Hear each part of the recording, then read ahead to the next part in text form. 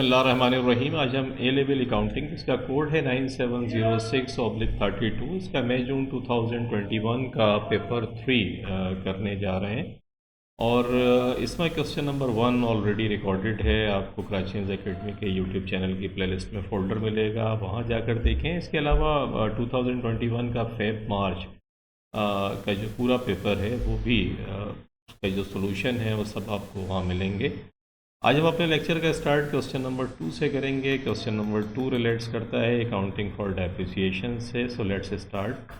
कहता है the accounting year of Y limited ends on 31 December के। वाई लिमिटेड का अकाउंटिंग ईयर जो है वो 31 दिसंबर को एंड होता है। For the year ended 31 December 2019 Y limited had revenue of $806,400 and a non current asset turnover of 2.10 times.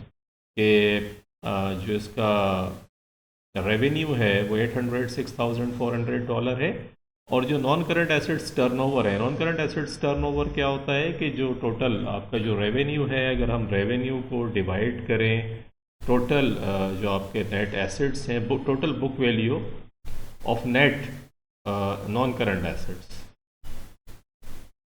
Net का मकसद ये हुआ कि जो एसेट्स हैं उसमें से एक्यूमुलेटेड डेप्रिसिएशन को आपने माइनस कर दिया है, तो टोटल बुक वैल्यू जो आपकी आई है नॉन करंट एसेट्स की, अगर आप उसको नीचे रखें और रेवेन्यू को उससे डिवाइड करें तो यू विल गेट कि आपके नॉन करंट एसेट्स की एफिशिएंसी क्या रही और नॉन करंट एसेट्स ने रेवेन्यू कितना जनरेट किया। नॉर्मली जो मैन्युफैक्चरिंग कंपनीज होती हैं उसके अंदर मशीनरीज और इक्विपमेंट्स जो होती हैं तो दे आर वेरी इंपॉर्टेंट कि उनको हम लेकर आते हैं ताकि वो प्रोडक्शन आपकी बन रही होती है और प्रोडक्शन पर बिकती है। डेफिनेटली देयर इज़ अ चैन, पूरी एक चैन होती है।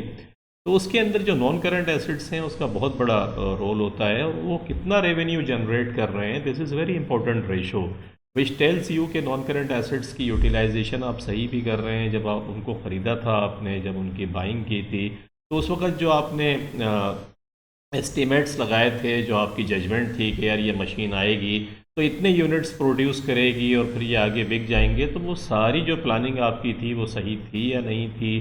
वो एसेट्स आ तो गया लेकिन जो उसको यूज़ करने वाले लोग हैं वो प्रॉपरली उसको यूज़ कर रहे हैं या नहीं कर रहे हैं। तो ये जो रेशो है इट्स वेरी इंपॉर्टेंट रेशो। ये आपको बताती है कि नॉन करंट एसेट्स की यूटिलाइजेशन जो है वो कैसे हो रही है। तो यहाँ पूछता ये है आपसे ये के अंदर state how non current assets turnover is calculated, कि how non current assets turnover is calculated, कि कैसे नॉन करंट एसेट्स टर्नओवर को कैलकुलेट करते हैं। तो इसका फार्मूला है रेवेन्यू को आप total book value of non current assets से डिवाइड कर देते हैं तो आपके पास assets non current assets turnover ratio जो है इस तरीके से आ जाती है। ये इसका फार्मूला है revenue divided by total book value of non current assets. Explain why company may want to know this ratio, कि क्यों कंपनी चाहेगी इस रेशो को जानना। तो as I told you this is very important. If you are running a company, you are a manager, you are supervising the whole manufacturing activity, then you are much more interested कि how your non current assets are generating, how much I mean to say कितना production generate हो रही है उनसे। Subsequently ये production जो है फिर रेवेन्यू के अंदर कन्वर्ट होगी, आप इसको बेचेंगे। तो unless you know this ratio और ये आपको नहीं पता होगी तो हाउ वुड यू नो कि आपके नॉन करंट एसेट्स आर उसी तरीके से काम कर रहे हैं जो आपने प्लान किया था। But definitely you invested a lot of the money in buying this non current assets. तो दिस इज़ वेरी इंपॉर्टेंट कि आप इसलिए जानना चाहेंगे ये सब कुछ।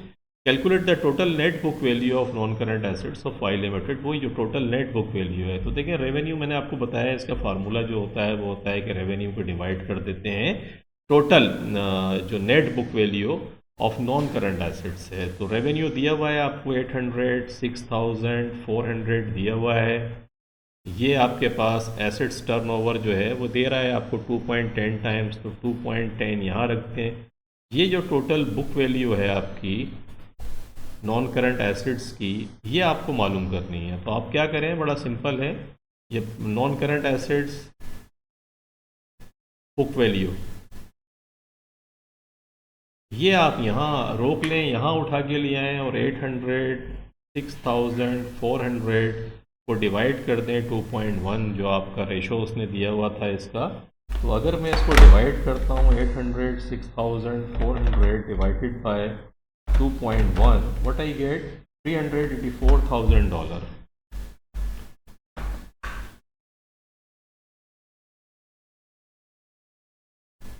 ये $384,000 आपकी जो नॉन करंट एसेट्स की बुक वैल्यू है, टोटल नॉन करंट एसेट्स जो आपके हैं उसकी बुक वैल्यू आपने निकाली। तो ए बी सी आप इस तरीके से कर लें। ए में कहता है sales revenue divided by total net book value of non current assets, जो उसने पूछा था कैसे कैलकुलेट करते हैं, फार्मूला क्या है। तो सेल्स रेवेन्यू को डिवाइड कर देते हैं total net book value of non current assets से, ये इसका फार्मूला है। कैम्ब्रिज का जो सिलेबस कैम्ब्रिज की वेबसाइट के ऊपर पड़ा हुआ है, इसको भी जाके आप डाउनलोड करके अपने पास रखें। इसके अंदर वो दिए हुए हैं सारे जो फार्मूले हैं, बल्कि मैं आपको दिखाता हूँ यहाँ। ये सारे रेशोज़ जो हैं वो बार बार आप देखते रहें उठा के। देखें, नॉन करंट एसेट्स टर्नओवर का फार्मूला आप देख रहे होंगे यहाँ पर लिखा हुआ है। तो ये इससे फ़ायदा आपको ये होगा, ये देख रहे हैं यहाँ पे कि net revenue divided by total net book value of non current assets. तो time and again when you go through this paper के इसको आप बार बार देखेंगे तो इससे फिर आपको आइडिया होता रहेगा कि ये रेशोज़ क्या हैं, और फिर आपको याद भी रहेंगी। आपको याद स्पेसिफिकली याद नहीं करनी पड़ेंगी, क्योंकि आप इन्हें देख रहे होंगे ऑफ एंड ऑन, तो आपको ये याद हो जाएंगी बगैर याद किए हुए। दैट्स इम्पोर्टेंट, क्योंकि रिपीट जब आप करेंगे तो ऑटोमेटिकली आपके दिमाग में रहेंगी। आगे कहते हैं कि calculate the total net book value. ये फिर मैंने आपको बताया था कि the ratio measures the efficiency of the business in using the non current assets to generate sales revenue. कि ये non current assets sales revenue generate करने के अंदर अपना कितना रोल प्ले कर रहे हैं। आर दे वर्किंग, और एफिशिएंटली आप इफ़ेक्टिवली इनको यूटिलाइज़ कर रहे हैं जो आपने प्लान किया था, या नहीं कर रहे हैं। और बाकी फिर इसने कैलकुलेट करने को कहा था, तो मैंने आपको कैलकुलेट करके बता दिया। $806,400 को डिवाइड किया 2.1 से, तो यू गेट $384,000। ये वाला पार्ट आपका इस तरीके से हो गया। एडिशनल इन्फॉर्मेशन में कहता है Y limited classifies non current assets into 3 categories, के 3 कैटेगरीज के अंदर वो इसको डिवाइड करता है। The accumulated depreciation eight 31 December 2019 for each category was के एक्यूमुलेटेड डेप्रिसिएशन इन 3 कैटेगरीज का उसने आपको दे दिया है। प्रॉपर्टी का एक्यूमुलेटेड डेप्रिसिएशन 128,000 है, प्लांट एंड इक्विपमेंट का 168,000 है, और fixture and furniture and fixture का $101,200 है। कहता है the net book value of the 3 categories at 31 December were in the proportion के नेट बुक वैल्यू जो ऊपर अभी हम कैलकुलेट कर आ रहे हैं, कहता है वो जो है इन प्रोपोर्शन थी, इन्हीं 3 कैटेगरीज की इस प्रोपोर्शन में थी। इसका मकसद है प्रॉपर्टी जो है 532 का मकसद है ये 10 आता है, तो प्रॉपर्टी की रेशो 5/10 है, और प्लांट एंड इक्विपमेंट जो है वो 3/10 है, और फर्नीचर एंड फिक्सचर जो है वो 2/10 है। इसका मकसद हुआ 384,000 को अगर मैं इस रेशो से मल्टीप्लाई करूं,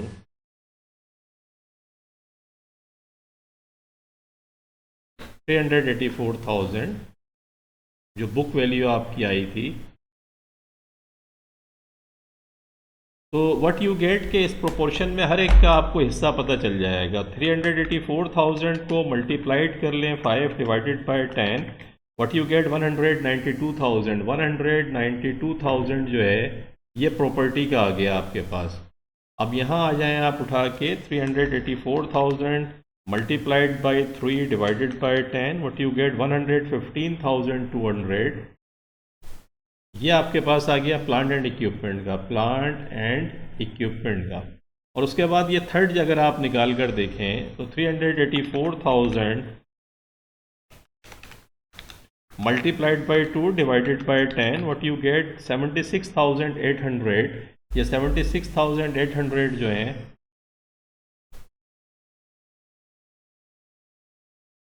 ये आपके पास फर्नीचर एंड फिक्सचर के आ गए, क्योंकि इन 3 प्रोपोर्शन से बुक वैल्यू को उसने कहा था कि बांट देंगे। तो इसका मतलब है आपके पास एक्यूमुलेटेड डेप्रिसिएशन भी आ गया जो उसने खुद सवाल के अंदर दिया हुआ है ये वाला, और इन प्रोपोर्शन से आपने ये वैल्यूज़ निकाल ली, तो you are in a position to calculate the cost, कि आपको कॉस्ट आराम से पता चल सकती है। तो कॉस्ट कैसे कैलकुलेट करेंगे देख लेते हैं।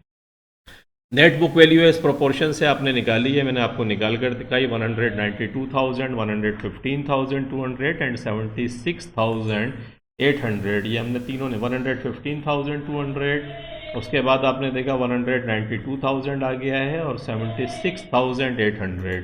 ये तीनों फिगर्स आपने निकाल ली। एक्यूमुलेटेड डेप्रिसिएशन इन तीनों का उसने आपको दिया हुआ है। आप देख रहे हैं 128,000, 168,000, 101,200, ये तीनों दी हुई थी फिगर्स आपकी। इनको आपने प्लस कर लिया। प्लस करके what you get the original cost of these assets के इन एसेट्स की ओरिजिनल कॉस्ट आपके पास आ गई। तो द ट्रिकी क्वेश्चन था थोड़ा सा, लेकिन अगर आप इसको समझ लेंगे तो आराम से समझ में आ जाएगा, कोई इतना मुश्किल नहीं है। अब हम आते हैं आगे। कहता है कि the following information relates to the accounting year ended 31 December 2020। ये अकाउंटिंग इन्फॉर्मेशन आपको दे रहा है। कहता है on 1 January 2020 the property was revalued at $360,000 के प्रॉपर्टी रिवैल्यूड होकर 360,000 की हो गई। तो प्रॉपर्टी एक्चुअली कितने की थी अभी हम देख कर आ रहे हैं कि प्रॉपर्टी $320,000 की थी। अब वो कहता है कि ये $360,000 की हो गई। जब भी रिवैल्यूएशन करने का आप आएँ तो रिवैल्यूएशन करते हुए आप ये देखें कि आपका एक्यूमुलेटेड डेप्रिसिएशन कितना था, और एक्यूमुलेटेड डेप्रिसिएशन जितना भी होगा इसको आप रिवर्स कर दें। तो एक्यूमुलेटेड, क्योंकि ये ख़त्म हो जाएगा जब भी रिवैल्यूड होती हैं तो फिर नई उसकी लाइफ शुरू होती है और नई वैल्यू होती है उसकी और नई लाइफ होती है उसकी। उसका तरीका बड़ा सिंपल होता है कि जितना भी एक्यूमुलेटेड डेप्रिसिएशन आपको दिया हुआ है उस सबको डेबिट कर दें और रिवैल्यूएशन रिज़र्व को क्रेडिट कर दें। तो 128,000 एक ये आपका आ जाएगा। आपने इसको डेबिट करके कैंसिल कर दिया। और सेकंड ये होगा कि अब जब ये कैंसिल हो गया तो इसका मकसद ये है ही नहीं, आपकी कॉस्ट आपके पास आ गई, क्योंकि एक्यूमुलेटेड डेप्रिसिएशन आप माइनस करते हैं अपनी कॉस्ट में से। तो ये जब आपने कैंसिल कर दिया रिवैल्यूएशन से तो ये तो कैंसिल हो गया। अब आपके पास 320,000 की कॉस्ट बाकी बची। तो ये 320,000 की कॉस्ट आपके पास है, लेकिन वो कहता है ये 360,000 से हो रिवैल्यूड होगी। तो 360,000 का मकसद है 40,000 से आप इस प्रॉपर्टी को, ये आपकी जो प्रॉपर्टी है जिसको प्रॉपर्टी जो थी इस प्रॉपर्टी को डेबिट कर दें। कितने से डेबिट करेंगे प्रॉपर्टी को? 40,000 से, क्योंकि 320,000 से मौजूद है। प्रॉपर्टी को डेबिट करें और रिवैल्यूएशन रिज़र्व को क्रेडिट करें। अगर जर्नल एंट्री आपको मैं समझा रहा हूँ तो इसका मकसद है टोटल रिवैल्यूएशन रिज़र्व जो क्रिएट होगा 128,000 ये हो गया। एक दफ़ा आपने क्रेडिट किया 128,000 से, एक दफ़ा 40,000 से क्रेडिट किया, 168,000 से आपने इसको रिवैल्यूएशन रिज़र्व कराया। आप कहेंगे क्यों? देखिए उसकी रीज़न है। आपकी जो बुक वैल्यू थी वो एक्चुअली 190,000 थी। 190,000 ये देख रहे हैं 100 प्रॉपर्टी की वैल्यू 192,000 थी।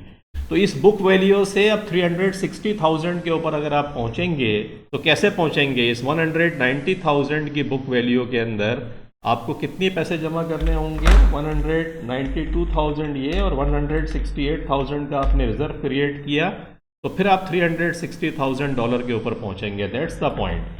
तो रिवैल्यूएशन जो है वो दो जगह क्रिएट होगा, एक एक्यूमुलेटेड जो डेप्रिसिएशन है उसको कैंसिल करने के लिए, और एक जो एक्चुअली प्रॉपर्टी की वैल्यू आपको रिवैल्यूड अमाउंट तक लेकर आनी है वहाँ पहुँचने के लिए। तो दैट वाज द पॉइंट जो आपको समझ में आना चाहिए।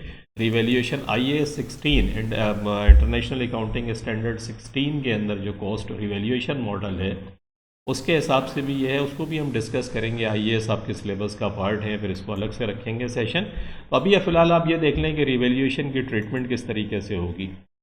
उसके बाद आते हैं on 1 January 2020 an item of old equipment was part exchange for a new item. एक नया आइटम से एक्सचेंज हुआ है। Y limited paid cash $34,000। Y limited ने $34,000 जो है कैश पे करती है as a part payment of the new item. कि न्यू आइटम जो उसने ख़रीदा था उसका उसने 34,000 का ऐसे भी पे करे। The old item had an original cost of 35,000 की ओरिजिनल कॉस्ट थी एंड वाज फुल्ली डेप्रिशिएटेड, और ये पूरा डेप्रिशिएट हो चुका था। इट्स पार्ट एक्सचेंज वाज 8,000 और इसका जो पार्ट एक्सचेंज वैल्यू थी वो था $8,000 की थी। कि जो आपने इसको एक्चुअली एक्सचेंज करा तो इसका मकसद मेरे भाई ये हुआ $34,000 आपने कैश दिया और 8,000 की आपने ये इक्विपमेंट भी दे दी उसको। तो आपने जो इक्विपमेंट जो ख़रीदी है अपनी नई इक्विपमेंट जो ख़रीदी है वो 34,000 ये और 8,000 ये, तो $42,000 की एक्चुअली आपकी जो न्यू इक्विपमेंट की कॉस्ट है वो $42,000 की है, ये जहन के अंदर रखिएगा। A full year's depreciation is charge in the year of purchase and none in the year of sale, कि जिस साल खरीदते हैं उस साल पूरे साल का डेप्रिसिएशन निकालते हैं और जिस साल बेचते हैं उस साल कुछ नहीं निकालते। Non current assets for depreciated as follows. Non current assets depreciate करते हैं कैसे? प्रॉपर्टी स्ट्रेट लाइन मेथड है, ओवर 20 ईयर्स की लाइफ पे इसको डेप्रिशिएट करते हैं। प्लांट एंड इक्विपमेंट जो है 20% per annum reducing balance method से इसको करते हैं। और फर्नीचर एंड फिक्सचर जो है 20% per annum straight line method से। तो plant and equipment reducing balance method से, रिड्यूसिंग का मकसद है बुक वैल्यू के ऊपर ये परसेंटेज लगेगी, book value multiplied by rate.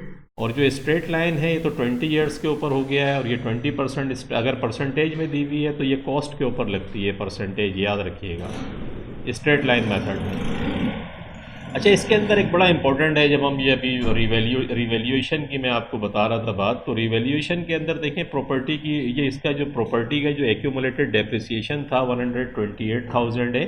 Question ये है कि रिवाइज आपके पास वैल्यू तो आ गई 360,000, लेकिन अभी ये समझ नहीं आ रहा है कि कितना अरसा आपने इस प्रॉपर्टी को डेप्रिसिएशन इसका आप निकाल चुके हैं, क्योंकि रिवाइज लाइफ भी आपको चाहिए होती है। एक होती है revise value, revalued value divided by जो रिवाइज लाइफ है आपकी। अब रिवाइज लाइफ क्या है, उसके लिए ज़रूरी है कि आपको पता हो कि भाई ये टोटल 20 ईयर्स पे था जब आपने इस प्रॉपर्टी को लिया था, तो इसकी एक्चुअल लाइफ 20 ईयर्स है। अब देखना ये है कि कितने साल इसे इस्तेमाल कर लिया। तो इसका आसान तरीका ये है कि देखें, इसकी कॉस्ट थी $320,000। $320,000 को अगर मैं डिवाइड कर दूं 20 से, तो पता चलेगा मुझे कि पर ईयर कितना आया। तो $320,000 divided by 20, what I get 16,000। इसका मकसद है मैं हर साल इसको डेप्रिसिएशन इसका 16,000 का निकल रहा था। टोटल डेप्रिसिएशन जो मुझे एक्यूमुलेटेड दे रहा है 128,000 दे रहा है, ये आप देख रहे होंगे। 128,000 को अगर मैं डिवाइड कर दूं इस 16,000 से, क्योंकि ये 16,000 पर ईयर का है, तो इसका मकसद हुआ 128,000 divided by 16,000, what I get 8। इसका मकसद है 8 ईयर्स मैंने इस प्रॉपर्टी को इस्तेमाल कर लिया था। इसकी टोटल लाइफ थी 20 में से मैंने 8 इस्तेमाल कर लिया। फिर रिवाइज लाइफ मेरे पास 12 है, और रिवाइज लाइफ का मकसद ये हुआ कि रीवैल्यूड अमाउंट मेरे पास 360,000 है, और रिवाइज लाइफ मेरे पास जो आई है, अब जो दोबारा न्यू लाइफ होगी इसकी वो 12 ईयर्स होगी। तो 360,000 को अगर मैं डिवाइड कर दूं 12 से, तो व्हाट आई गेट $30,000। इसका मकसद है इस प्रॉपर्टी का जो डेप्रिसिएशन है वो $30,000 होगा पर ईयर का। तो दैट्स द ट्रिकी पॉइंट जो आपको समझ आना चाहिए कि जब भी रीवैल्यूड होगी तो आप टोटल जितना लाइफ यूज़ हो चुकी है उसको माइनस कर दीजिएगा। रिवाइज लाइफ, न्यू लाइफ आपके पास आ जाएगी, और न्यू वैल्यू जो है आपकी वो रीवैल्यूड वैल्यू होगी जो जिस पे आपने रिवैल्यूएशन करा है। कहता है prepare the non current asset schedule to use as a note to the financial statements for the year ended 31 December 2020। Normally क्या होता है, जब आप फाइनेंशियल स्टेटमेंट्स बना रहे होते हैं तो ये शेड्यूल आप बनाते हैं, और शेड्यूल बनाने का पर्पज़ ये होता है कि नॉन करंट एसेट्स की जो मूवमेंट्स है, actually you would like to see कि नॉन करंट एसेट्स था कितना एडिशन हुआ, कितना डिस्पोज हुआ, कितना इस साल का चार्ज है आपका, और अब इस वक्त बैलेंस इसका क्या है जो आप स्टेटमेंट ऑफ फाइनेंशियल पोजीशन के अंदर शो करेंगे। तो नॉन करंट एसेट्स की जितनी भी मूवमेंट्स हो रही होती है उसको एक शेड्यूल बनाते हैं, और उसको note to the financial statements कहते हैं कि फाइनेंशियल स्टेटमेंट्स के साथ ही एक नोट होता है जिसमें ये शेड्यूल लग रहा होता है कि if somebody would like to see कि इसकी मूवमेंट्स क्या हुई है, तो उसको वहाँ से पता चले कि इसकी मूवमेंट्स क्या हुई है। तो दैट्स ऑल। इस शेड्यूल को बनाने के लिए हम देखते हैं कि देखें ये शेड्यूल आपको दिया होगा, इसको हम कर लेते हैं। कोई बड़ा मुश्किल नहीं होता, सिर्फ मूवमेंट्स होती है। तो मूवमेंट्स के लिए आप क्या करेंगे, इन तीनों को लिख लें, property plant and equipment furniture, इनकी हेडिंग लगा दें जो आपकी हेडिंग आ रही है, और हेडिंग आने के बाद, हेडिंग लगने के बाद में तीनों तो आपको दी हुई है, इसका टोटल का एक लगा दें। अब यहाँ आ जाएं कॉस्ट वैल्यूएशन। तो सबसे पहले 1 जनवरी की जो कॉस्ट है, कॉस्ट से शुरू करें। ये कॉस्ट आपने निकाल ली है, मैं अभी नीचे आपको निकाल कर बता रहा हूँ। 320, 284 ये जो आपने निकाली थी, इसी को आप सबसे पहले लिखें, ये ओपनिंग कॉस्ट है आपकी। इसीलिए इतना झमेला किया था कि ये ओपनिंग कॉस्ट, ये शेड्यूल जब बनाते हैं तो सबसे पहले ओपनिंग कॉस्ट लिख देते हैं। ओपनिंग के बाद में अगर रिवैल्यूएशन हुई है तो वो कर लें। देखें कॉस्ट के अंदर हमने कितना रिवैल्यूट किया था, 40,000 का हमने कॉस्ट में इजाफा किया था। मैंने एंट्री पास कराई थी, प्रॉपर्टी को डेबिट करा था और रिवैल्यूएशन को क्रेडिट किया था। एक्यूमुलेटेड तो हमने कैंसिल किया था, तो प्रॉपर्टी में 40,000 का इजाफा हुआ और आपके पास $360,000 की टोटल प्रॉपर्टी आ गई। अच्छा, एडिशंस कुछ नहीं हुआ प्रॉपर्टी में, डिस्पोजल भी कुछ नहीं हुआ। ये कॉलम्स होते हैं, इनको याद रखिएगा। रिवैल्यूएशन है, एडिशन है, डिस्पोजल है, कॉस्ट, और उसके बाद आपकी कॉस्ट जो 31 दिसंबर 2020 की कॉस्ट आपके पास आ गई, तो प्रॉपर्टी 360,000 है। अच्छा, furniture and fixture plant and equipment के अंदर अलबत्ता आपने देखा था कि एक 42,000 का मैंने अभी आपको बताया था पार्ट एक्सचेंज के अंदर में करके आपको समझाया था मैंने कि 34,000 तो कैश आपने दिया, 8,000 की इक्विपमेंट आपने दे दी, तो 42,000 का एक एडिशन हुआ है आपके पास इक्विपमेंट के अंदर। और 35,000 का इसके अंदर जो कॉस्ट, क्योंकि फुल्ली डेप्रिशिएटेड एक ओरिजिनल कॉस्ट एक इक्विपमेंट की 35,000 जो थी वो फुल्ली डेप्रिसिएटेड थी, वो फिर आपने $8,000 में इसको दे दी। तो इसका मकसद है एक एडिशन, 42,000 का एक एडिशन है इसके अंदर। और इसके अलावा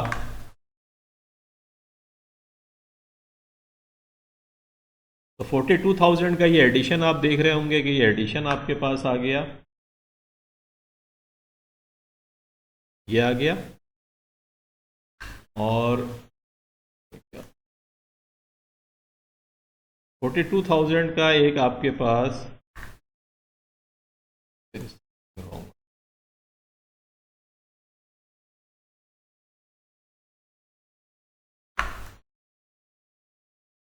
तो ये 42,000 का आप देखें, ये एडिशंस हो गया। और डिस्पोजल आपने 35,000 की एक जो ओरिजिनल कॉस्ट थी वो डिस्पोज कर दी, जिसको 8,000 में आपने दिया है।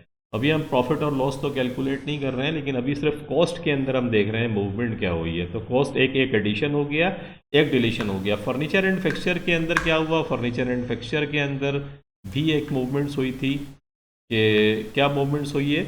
On 1st March 2020, office furniture was purchased at cost of $25,000। $25,000 का आपने ये ख़रीदा था। इनको आपने प्लस करके एंडिंग कॉस्ट, और यहाँ भी टोटल कर लिया, वर्टिकल भी कर लिया और आपका हॉरिजेंटल जो था वो भी कर लिया। तो ये टोटल आ गया, ये टोटल आ गया। That's very simple. ये चार चीज़ें आपको जहन में रखनी है कि ओपनिंग कॉस्ट आपको चाहिए होगी, रिवैल्यूएशन अगर हुआ है तो उसका इम्पैक्ट दिखा दें, एडिशंस हो रहा है तो वो दिखा दें, डिस्पोजल हो रहा है तो वो दिखा दें। लाइफ इज ईजी, आपका कोई इशू नहीं है। उसके बाद फिर एक्यूमुलेटेड, क्योंकि कॉस्ट आ गई तो आप कॉस्ट के बाद एक्यूमुलेटेड डेप्रिसिएशन के अंदर क्या चेंज हुई है वो आप देख लें यहाँ पे उठा के। तो एक्यूमुलेटेड डेप्रिसिएशन के अंदर 1 जनवरी 2020 की ओपनिंग फिगर्स उसने आपको सवाल में दी हैं, वो आपने ऐसे की ऐसे ही लिख दी। रिवैल्यूएशन मैंने आपको बताया था कि जब मैं आपका आया था इसके अंदर कैलकुलेट करने के लिए, तो मैंने बताया था एक्यूमुलेटेड डेप्रिसिएशन को डेबिट करके कैंसिल कर देंगे, क्योंकि रिवैल्यूएशन आ जाएगा। तो 128,000 आप देख रहे होंगे माइनस के अंदर लिखा हुआ है, ताकि ये ख़त्म हो जाए। उसके बाद चार्ज फॉर द ईयर भी मैं भी कैलकुलेट करके आपको बता रहा हूँ कि रिवाइज लाइफ आपकी 12 आ गई थी, न्यू लाइफ बल्कि 12 आ गई थी, और रिवैल्यूड अमाउंट $360,000 का था। तो वो आपने करके निकाल लिया 30,000 का। इसका चार्ज फॉर द ईयर का मकसद है इस साल का डेप्रिसिएशन एक्चुअली आप निकाल रहे हैं। अब आ जाएं आप इसके अंदर 168,000 आ जाएं। 168,000 दिया हुआ था डिस्पोजल आपने प्लांट एंड इक्विपमेंट, ये फुल्ली डेप्रिशिएटेड का मकसद है डिस्पोजल आपने, डिस्पोजल के वक्त एक्यूमुलेटेड डेप्रिसिएशन भी आपका कम हो गया। तो एक्यूमुलेटेड डेप्रिसिएशन अगर कम हो गया तो आप इसको माइनस करके यहाँ शो कर दें एक्यूमुलेटेड डेप्रिसिएशन के अंदर। उसके बाद वो आपसे पूछता है कि इसका डेप्रिसिएशन निकालने हैं, तो डेप्रिसिएशन निकालने के लिए आप कैसे निकालेंगे कि कॉस्ट आपकी कितनी दी हुई थी, उसके अंदर ये करते हैं। देखिए 291,000 जो है इसकी कॉस्ट थी, ये 291,000 आपको ये लिखा हुआ नज़र आ रहा होगा, ये आ गया $291,000।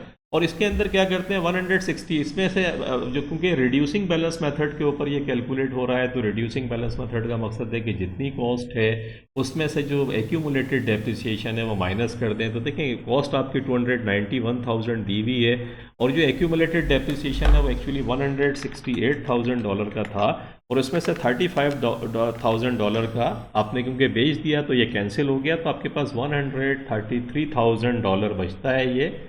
और आपकी कॉस्ट थी $291,000 से, तो $291,000 में से आपने इसको माइनस कर दिया, तो आपके पास $158,000 ये आपकी एक्चुअली बुक वैल्यू बनती है।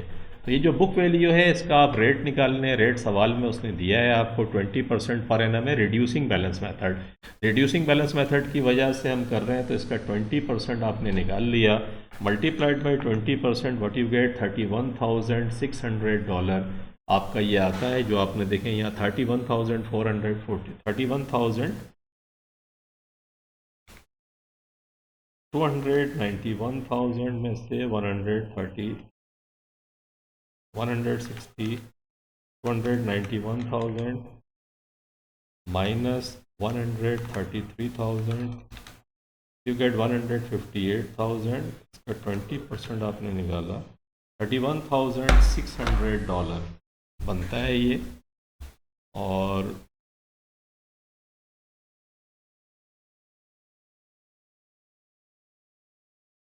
$31,440 तो नहीं बनता है ये, इसको करते हैं दोबारा।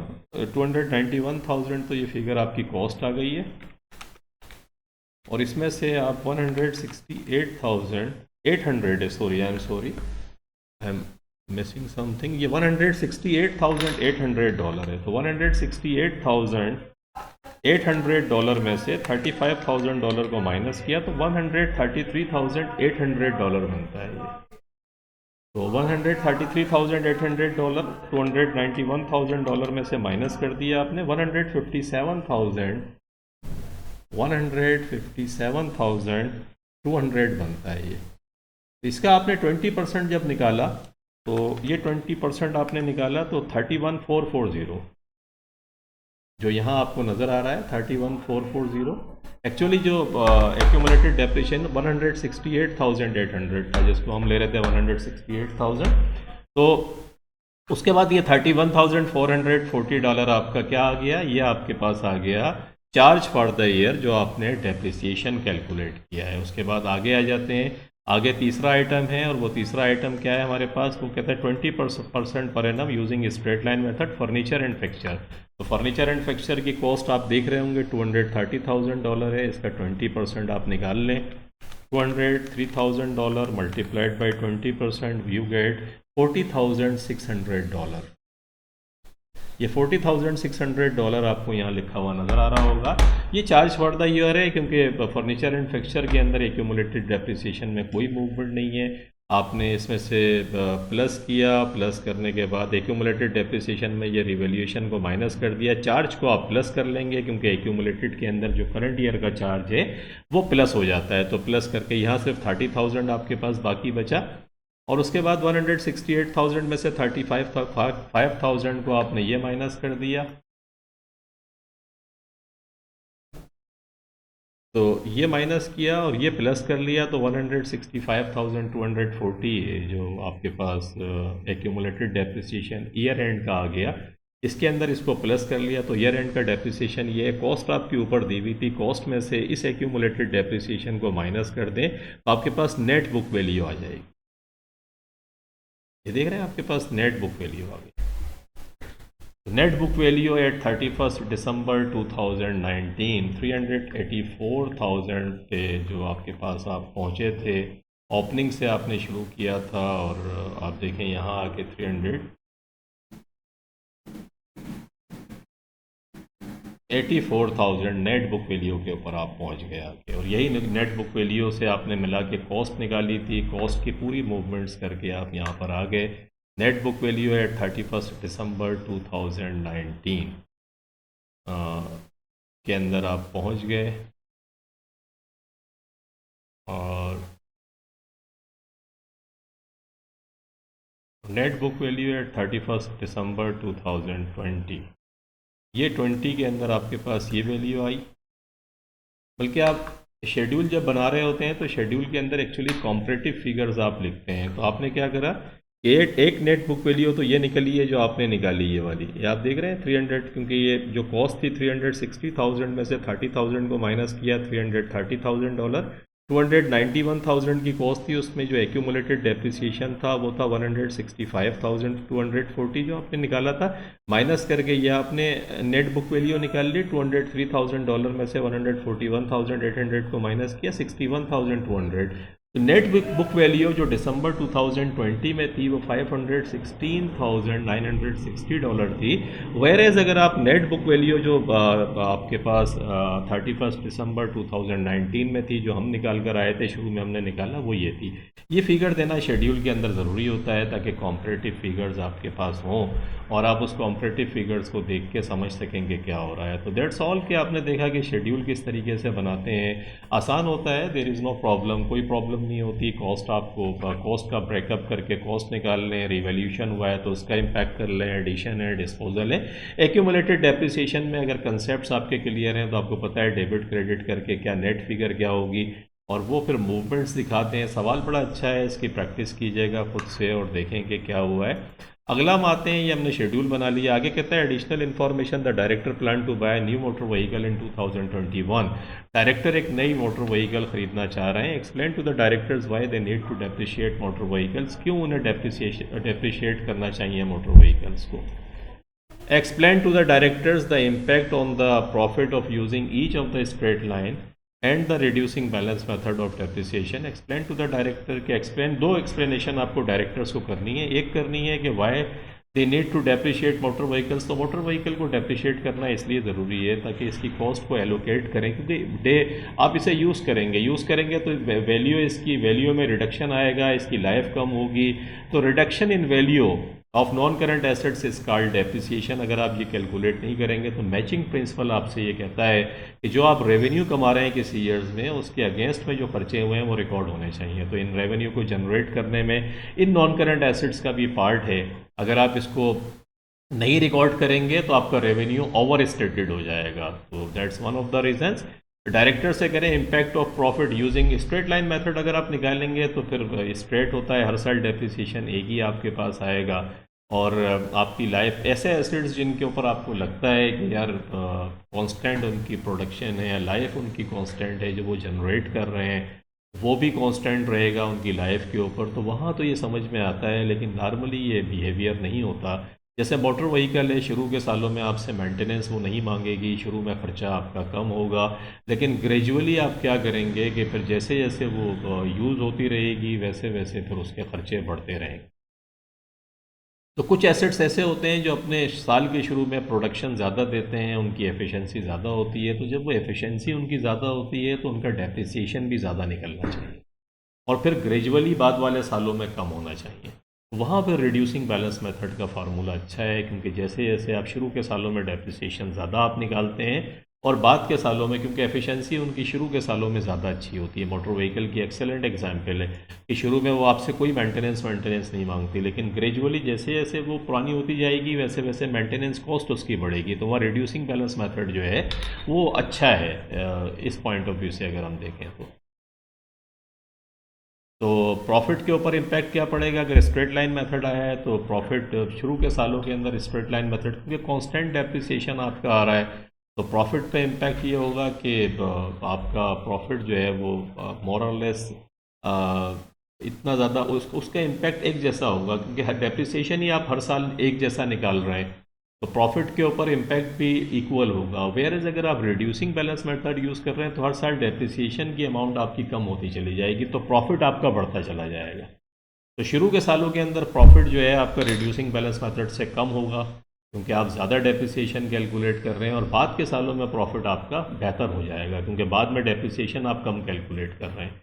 जबकि रिड्यूसिंग बैलेंस मेथड के अंदर बाद के सालों के अंदर भी प्रॉफिट आपका उसी रेशो से कम होगा जिस रेशो से आप डेप्रिसिएशन कैलकुलेट कर रहे हैं। दैट्स द थियरी जो इन्होंने आप पूछी है आपसे। तो motor vehicle are non current assets, depreciation recognising the loss of value of non current assets over its useful life, जो मैं बता के आ रहा हूँ। Matching concept, matching the consumption of the cost of non current assets with revenue generated by non current assets.